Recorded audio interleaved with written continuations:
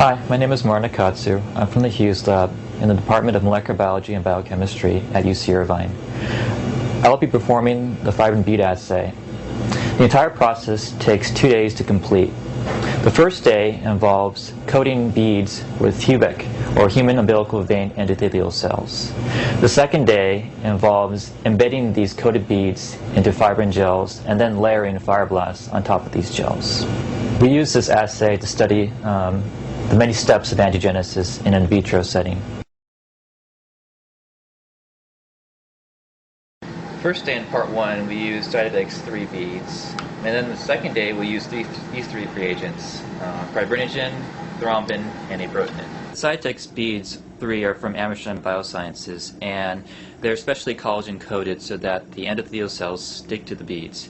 So the next reagent is fibrinogen, and we get this from Sigma.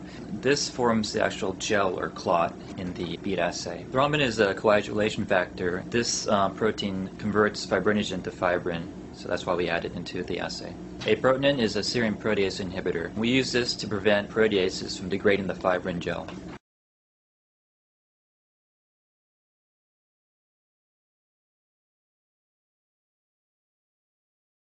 So what you see here are HUVEC. These are the cells that we use for the bead assay. This particular these cells are at patches 3. We normally use them from patches 2 to patches 3. You can see that these HUVEC take on this distinct cobblestone morphology. Right at this point, I believe these cells are at 100% confluency, and you'll want to use